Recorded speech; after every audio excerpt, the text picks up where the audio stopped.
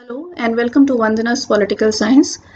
This video is for class 11th. Class 11th के लिए ये वीडियो है वो बच्चे जिन्होंने अभी अभी तुरंत ह्यूमैनिटीज़ स्ट्रीम का पॉलिटिकल साइंस सब्जेक्ट लिया है, चाहे आपने अपनी मर्ज़ी से लिया है या फिर आपके स्कूल ने आपको दिया है, जो भी है आप अब इस सब्जेक्ट के स्टूडेंट हैं। और आई एम श्योर, एक बात मैं आपको बहुत श्योरिटी से बताना चाहूँगी, चाहे आपने ज़बरदस्ती ही इस सब्जेक्ट को लिया, कोई और ऑप्शन नहीं मिला आपको, लेकिन आप जैसे जैसे आगे बढ़ेंगे और ये सब्जेक्ट पढ़ना शुरू करेंगे, you will fall in love with this subject. जैसे जैसे अपने आसपास की चीज़ों को ऑब्जर्व करेंगे, पॉलिटिक्स एक बहुत ही इंटरेस्टिंग एरिया है और ये सब्जेक्ट आपको उस एरिया में इतनी अच्छी अंडरस्टैंडिंग देगा कि आप हर सब्जेक्ट पे, हर टॉपिक पे, हर इशू पे बहुत कॉन्फिडेंटली बात कर पाएंगे। तो अगर आपको कोई ऑप्शन नहीं मिला और इसलिए आप पॉलिटिकल साइंस पढ़ रहे हैं, तो भी खुश होइए, आगे पढ़ते रहिए, देखिए आपको अच्छा लगेगा। इस वीडियो में स्पेशली मैंने क्लास 11th के लिए बनाया है, जिसमें मैं पूरा सिलेबस, बुक्स और एग्ज़ाम पैटर्न को एक्सप्लेन करने वाली हूँ। फॉर द सिंपल रीज़न कि लास्ट ईयर सिलेबस में बहुत से चेंजेस हुए थे, लेकिन सिलेबस तो चेंज हुआ था पर बुक नहीं चेंज हुई है। तो आपको जो सिलेबस देखने को मिलेगा और जो बुक है उसमें काफ़ी डिफरेंस हो सकता है नज़र आए, तो वो सारा कन्फ्यूजन मैं यहाँ पे दूर करने की कोशिश करूँगी। ऑफ कोर्स पूरा कन्फ्यूजन तो आपका जब आप पढ़ेंगे तभी दूर होगा।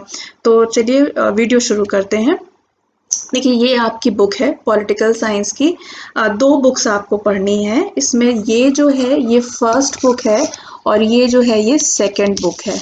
ओके, जब आप सिलेबस देखेंगे तो ये वाली जो बुक है ये पार्ट ए है। पार्ट ए सिलेबस में ये पार्ट ए है और ये है पार्ट बी सिलेबस में। ओके, तो पहली चीज़ तो ये क्लियर करिए, ठीक है। इस बुक में जो इंडियन कॉन्स्टिट्यूशन एट वर्क है, इसमें आप पूरा, जैसे कि नाम से ही समझ में आता है, कॉन्स्टिट्यूशन के बारे में पढ़ेंगे, इंडिया के कॉन्स्टिट्यूशन के बारे में पढ़ेंगे। और ये कोई नई चीज़ इसमें नहीं है। आपने बहुत कुछ, you have done a lot about, you have read a lot about Indian constitution in the previous classes also. तो बहुत ही ज़्यादा वो चीज़ें जो हैं कैरी फॉरवर्ड होंगी इस बुक में। तो थोड़ा सा उसकी वर्किंग का जो पार्ट है वो नया है इसमें जो एडअप हुआ है। बाकी और भी थोड़ी बहुत चीज़ें हैं जो नई ऑफ कोर्स आपको देखने को मिलेंगी, लेकिन ये नई चीज़, it's not totally new thing. तो ये आपको थोड़ी फेमिलियर लगेगी ये बुक, इसीलिए for the reason, this reason only इससे शुरुआत की जाती है, ताकि ये पार्ट ए है ताकि आपको कनेक्ट करने में आसानी हो। दूसरा जो बुक है ये है पॉलिटिकल थ्योरी की बुक है। ये कुछ नई चीज़ है, ये अभी तक आपने नहीं पढ़ी है। अगर आप सीबीएसई को फॉलो करते हैं तो नहीं ही पढ़ी है। तो पॉलिटिकल थ्योरी में एक्चुअली जितने पॉलिटिकल थिंकर्स हुए हैं उनके बारे में थोड़ा बहुत है, और स्पेशली उन्होंने कॉन्सेप्ट्स दिए हैं उसके बारे में है। तो जैसे कि लिबर्टी का कॉन्सेप्ट हुआ, इक्वालिटी का कॉन्सेप्ट हुआ, इन सब चीज़ों की मीनिंग, उसके डिफरेंट इंटरप्रिटेशंस क्या हैं, कॉन्फ्लिक्ट्स उसमें क्या हैं, बहुत सा डिस्कशन है। तो ये है दूसरी, ये पॉलिटिकल थ्योरी की बुक है, ठीक है। अब ये चीज़ है कि अगर आप लोगों के मन में ऐसा हो, किसी को ऐसा लगे कि ये नया सब्जेक्ट है, ये नया सब्जेक्ट एकदम भी नहीं है। You all have read political science. तो जो, जिसको हम अभी पॉलिटिकल साइंस कहते हैं, उसको 9th class onwards, 9th class से पहले उसको सिविक्स आप कहते थे।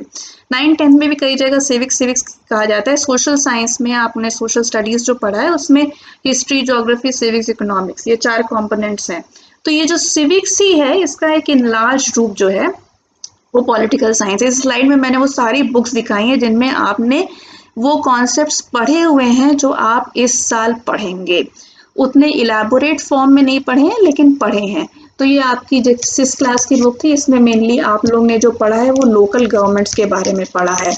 ओके, और लोकल गवर्नमेंट्स आपका चैप्टर इस साल भी है, ठीक है। क्लास 7th की बुक्स में आपने स्टेट गवर्नमेंट्स के बारे में पढ़ा है। ओके, क्लास 8 की बुक में आपने सेंट्रल गवर्नमेंट को पूरा कवर किया था, इफ़ यू रिमेंबर। लेकिन आई एम श्योर बहुत बच्चे हैं जो बहुत ध्यान से सिविक्स पढ़ भी नहीं पाते हैं। आपकी गलती नहीं है, सिलेबस ही इतने सारे सब्जेक्ट्स होते हैं और सारा टाइम तो मैथ्स और साइंस ही खा जाता है।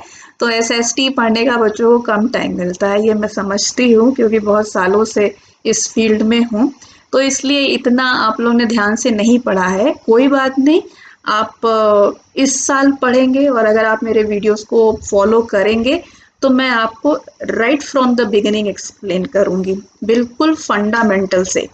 ठीक है, तो सारे फंडे क्लियर हो जाएंगे। बस ये है कि आप कंसिस्टेंट रहिएगा और वीडियोस जैसे जैसे आते जाएं मेरे वैसे देखते रहिएगा। लास्ट ईयर मैंने क्लास 12th, क्योंकि उनका सिलेबस चेंज हुआ था, बुक चेंज हुई नहीं थी और सिलेबस 2 बार उसमें चेंजेस थे, काफ़ी कन्फ्यूजन था, तो मैंने लास्ट ईयर ये चैनल शुरू किया था और मेरे चैनल पे आपको 12th का सारा मिल जाएगा, सारे चैप्टर्स का फुल एक्सप्लेनेशन मिल जाएगा। लेकिन 11th में इस साल ये फर्स्ट वीडियो है 11th का। ठीक है, 11th के कुछ वीडियोस पहले के हैं मगर वो थोड़ा सा देखिए अगर आप लोगों को पसंद आए। इस बार मैं फिर से शुरू से ये 11th का शुरू कर रही हूँ, तो ये फर्स्ट वीडियो है। तो ये 8th क्लास में आपने सेंट्रल गवर्नमेंट का पढ़ा था। 9th में जो है बुक में डिस्कशन है वो डेमोक्रेसी का है। ओके, तो डेमोक्रेसी का पूरा के बारे में, डेमोक्रेसी क्या है, क्या हम इंक्लूड करेंगे, क्या एक्सक्लूड करेंगे, राइट्स की इम्पोर्टेंस क्या, ये सब आपने 9th में पढ़ा है। 10th में भी हमारा जो डेमोक्रेटिक सिस्टम है उसी के बारे में है मेनली, थोड़ा उसको हम और ब्रॉडर स्केल पे देखते हैं, फेडरलिज्म, ये सारे चैप्टर्स हैं। तो 10th में भी थोड़ा सिविक्स में आपने पढ़ा है। उसके बाद फिर ये आ जाता है आपका 11th 12th की बुक, जिसमें कि आप फर्स्ट बुक में कॉन्स्टिट्यूशन पढ़ेंगे और सेकंड बुक में थियोरी पढ़ेंगे। ठीक है, तो कोई नई चीज़ है, कोई घबराने की ज़रूरत नहीं है, बहुत ही आराम से ये सिलेबस आपको समझ में आ जाएगा। बट एक बात और मैं यहाँ स्ट्रेस करना चाहती हूँ कि बहुत से स्कूलों में भी मैंने ये देखा है और बहुत से बच्चों का भी मैंने ये देखा है कि 11th में वो सही से पढ़ते नहीं हैं बुक्स को। ये गलती मत करिएगा, क्योंकि ये देखिए कॉन्स्टिट्यूशन है जो, ये आपका बेस है। अगर आपने इसको नहीं समझा, अगर आपने जो पॉलिटिकल साइंस के जो कॉन्सेप्ट्स हैं, जो थियोरेटिकल कॉन्सेप्ट्स हैं, अगर उसको अच्छे से समझा नहीं तो आपको 12th क्लास में बहुत दिक्कत आएगी। 12th क्लास में ये सारे टर्म्स बहुत ही जनरली यूज होने वाले हैं, जिनकी मीनिंग आपको यहाँ समझाई जाएगी। और 12th क्लास में ये जो कॉन्स्टिट्यूशन ही आपका बेस होगा, इसकी वर्किंग के ऊपर कितने चेंजेस हमारी पॉलिटिक्स में आए हैं राइट फ्रॉम द इंडिपेंडेंस, वो आप देखेंगे। तो ये बिल्कुल गलती मत करिएगा, पढ़िएगा ढंग से क्लास 11th को भी। ओके, अब देखते हैं, देखिए सिलेबस में आपके क्या क्या है। सिलेबस आपको जो सीबीएसई की ऑफिशियल वेबसाइट है, अभी मैं आगे बता भी दूंगी कि उसको आप कैसे देख सकते हैं, कैसे डाउनलोड कर सकते हैं। फिलहाल यहाँ पे समझिए, देखिए part A Indian constitution at work, ये फर्स्ट बुक है आपकी। ओके, बुक 1 जो थी वो है, इसमें डिफरेंट यूनिट्स हैं, यूनिट्स मतलब चैप्टर। ओके, तो पहला चैप्टर ये है कॉन्स्टिट्यूशन। कॉन्स्टिट्यूशन में philosophy and making of the constitution, fundamental rights, duties, directive principles of state policy और कॉन्स्टिट्यूशनल अमेंडमेंट। ठीक है, तो संविधान के बारे में पढ़ना है, आपके जो मौलिक अधिकार हैं, राज्य के नीति निर्देशक तत्व हैं और संवैधानिक संशोधन, इन सब के बारे में पढ़ना है। सेकेंड आपको पढ़ना है इलेक्शन एंड रिप्रेजेंटेशन। थर्ड आपको पढ़ना है लेजिस्लेचर मतलब कार्यपालिका। उसके बाद फिर आपका एग्जीक्यूटिव, लेजिस्लेचर सॉरी विधायिका, उसके बाद एग्जीक्यूटिव कार्यपालिका, फिर जुडिशरी है आपकी न्यायपालिका, फेडरलिज्म आपकी संघीय प्रणाली, हमारे भारतीय संघीय प्रणाली जो वो है, और लोकल गवर्नमेंट्स। ठीक है, अब अगर आप देखिए बुक अगर आपके पास हो तो आप देखिएगा कि ये जो चैप्टर्स हैं ये बुक से मैच नहीं करते हैं। बुक में जो पहला चैप्टर है वो मेकिंग ऑफ कॉन्स्टिट्यूशन है, और कॉन्स्टिट्यूशन वाई एंड हाउ, जो पहला चैप्टर आपको मिलेगा बुक में वो है कॉन्स्टिट्यूशन वाई एंड हाउ। जो सेकेंड चैप्टर है वो है fundamental rights, rights in the Indian constitution, और थर्ड चैप्टर है वो है इलेक्शन एंड रिप्रेजेंटेशन। ठीक है, तो यहाँ पे किया क्या है, जो लास्ट ईयर जो चेंज हुआ था उसमें बोर्ड ने जो चेंज किया था उसने आपके फर्स्ट और सेकंड चैप्टर, पहले के 2 चैप्टर और जो लास्ट के 2 चैप्टर है, मेरे ख्याल से वो है 9th और नहीं 8th और 9th चैप्टर, मेरे ख्याल से यही है 8th या 9th चैप्टर, लास्ट के 2 चैप्टर है, ये चारों चैप्टर मर्ज करके एक चैप्टर में कर दिया है जिसका नाम है कॉन्स्टिट्यूशन। ओके, तो मेजर चेंज यही है आपके जो सिलेबस में है। बाकी सारे चैप्टर्स में कुछ कुछ मैटर को ऐड किया गया है और कुछ कुछ मैटर को शायद हटाया भी गया है, थोड़े थोड़े चीज़ें हैं जिनको हटाया भी गया है। वो हम लोग जैसे जैसे चैप्टर्स को प्रोसीड करेंगे वैसे वैसे मैं आपको और क्लियर ये सारी बातें करती जाऊंगी। ठीक है, तो आपके जो ये वाला है फर्स्ट बुक है, इसमें हो गए 7 टॉपिक, 5, 6, 7। ओके, उसके बाद सेकंड बुक पर हम आते हैं। सेकंड बुक जो है पॉलिटिकल थ्योरी वाली बुक है। इसमें सबसे पहले आप पॉलिटिकल थ्योरी का इंट्रोडक्शन देखेंगे कि मतलब क्या है पॉलिटिकल थ्योरी का, पॉलिटिक्स और पॉलिटिकल थ्योरी में डिफरेंस क्या है, क्या इंपॉर्टेंस है पॉलिटिकल थ्योरी की, हमें क्यों पढ़नी चाहिए। उसके बाद फिर जो है लिबर्टी है, स्वतंत्रता, ये कॉन्सेप्ट, इक्वालिटी, ये सब मतलब बच्चे कहते हैं, कई बच्चे ये कहते हैं कि मैम ये पार्ट बड़ा बोरिंग सा, बड़ा ड्राई सा लगता है, लेकिन एक्चुअली में अगर आप इसको सही से समझिए तो जो क्लासरूम टीचिंग के टाइम में तो इसमें इतने इतने बेसिक डिस्कशंस होते थे कि बहुत ही मज़ा आता था। मतलब उन डिस्कशंस को कोई छोड़ना नहीं चाहता था, ऐसा होता था मेरी क्लास में। अब पता नहीं आप लोगों का कैसा है। जस्टिस है, न्याय, न्याय होता क्या है, राइट्स, अधिकार, अधिकार क्या है, उनकी सीमाएं क्या हैं, कहाँ से आए अधिकार, अधिकार कर्तव्य में जो सामंजस्य है वो क्या है, और जो सबसे लेटेस्ट बिल्कुल बर्निंग कॉन्सेप्ट ह्यूमन राइट्स का, कि ये ह्यूमन राइट्स क्या है और ह्यूमन राइट्स किसी के ह्यूमन राइट्स इंपॉर्टेंट हैं, कितनी हद तक इम्पॉर्टेंट हैं। तो ये सारी चीज़ें जब डिस्कशन में आती हैं तो वही है जो आपका एक कॉन्सेप्ट डेवलप करता है, आइडिया डेवलप करता है। और पॉलिटिकल साइंस के स्टूडेंट्स के लिए मैं हमेशा ये कहती हूँ कि पॉलिटिकल साइंस के स्टूडेंट का अपना एक इंडिपेंडेंट ओपिनियन होना चाहिए। अगर वो आप डेवलप नहीं कर पाए तो बेकार है पढ़ना। तो आपको भीड़ से जो चीज़ वो अलग करती है वो यही है कि आपका एक इंडिपेंडेंट ओपिनियन, एक व्यू पॉइंट होना चाहिए, और वो तभी बन सकता है जब सारे जो कॉन्सेप्ट्स हैं उनके बारे में आपके मन में कोई डाउट ना हो, वो क्लियर हो। ठीक है, तो उसके बाद फिर देखिए ये हुए यहाँ पे 5 चैप्टर्स ये राइट्स तक। उसके बाद सिटीजनशिप, नागरिकता, नेशनलिज्म, इसको समझना आज के कॉन्टेक्स्ट में तो बहुत ही ज़रूरी है, राष्ट्रवाद। उसके बाद फिर आपका आया secularism, again something which is very important to understand. और शायद आप लोगों ने ये चीज़ अभी तक ना पढ़ी हो कि वेस्टर्न और इंडियन पर्सपेक्टिव ऑफ सेक्युलरिज्म क्या है और दोनों में डिफरेंस क्या है। तो सेक्युलरिज्म और उसके बाद डेवलपमेंट। ठीक है, तो इस तरह जो सेकंड बुक है उसमें आपके 9 चैप्टर्स हैं। अब जो नेक्स्ट चीज़ है वो आपकी है बुक्स। तो बुक्स है इंडियन कॉन्स्टिट्यूशन एट वर्क, दोनों की फ़ोटो जो कवर पेज है वो मैंने आपको दिखाई दिया। पहली बुक है ये, दूसरी बुक है पॉलिटिकल थ्योरी, और तीसरी और बहुत इंपॉर्टेंट जो चीज़ है वो है अपलोडेड एडिशनल स्टडी मटेरियल। ये लास्ट ईयर से, क्योंकि बुक चेंज नहीं हुई और इस लॉकडाउन में शायद डिफ़िकल्टी थी उनको बुक नहीं रिलीज़ करने के लिए, तो जो बोर्ड है, सीबीएसई बोर्ड है, उसने अपनी वेबसाइट पे कुछ स्टडी मटेरियल अपलोड किया है। तो आपको बुक के साथ इस स्टडी मटेरियल को भी डाउनलोड करके रखना है। इसका एक हार्ड कॉपी प्रिंट आउट निकाल के रखिए अपनी बुक में ही, क्योंकि इसको बार बार आपको देखना पड़ेगा। और ये दोनों बुक्स जो टेक्स्ट बुक हैं ये बहुत ही आराम से आपको मिल जाएंगी। मेरे ख्याल से 100 रुपये के आसपास हैं ये दोनों बुक्स, बहुत महंगी भी नहीं है, आप अपने सीनियर से भी ले सकते हैं। और अगर किसी भी तरह आपको लॉकडाउन है और आपको मिल नहीं रहा है, शॉप्स खुल नहीं रही हैं, शॉर्टेज अगर है, तो आप ये टेक्स्ट बुक्स डाउनलोड भी कर सकते हैं। ओके, डाउनलोड करने का लिंक कैसे डाउनलोड किया जाए वो मैं अभी दिखा दूंगी वीडियो में आपको आगे। तो ये डाउनलोड भी की जा सकती है, एक एक चैप्टर करके भी आप डाउनलोड कर सकते हैं और पूरी बुक भी डाउनलोड कर सकते हैं। कहाँ से कर सकते हैं वो भी मैं बता देती हूँ। ये दोनों बुक्स हिंदी और उर्दू में भी अवेलेबल हैं, हिंदी मीडियम और उर्दू मीडियम स्टूडेंट्स के लिए। एग्जामिनेशन जो पॉलिटिकल साइंस का होता है उसमें 80 मार्क्स का थ्योरी पेपर होता है और 20 मार्क्स का आपका प्रैक्टिकल होता है जिसमें प्रोजेक्ट वर्क होता है।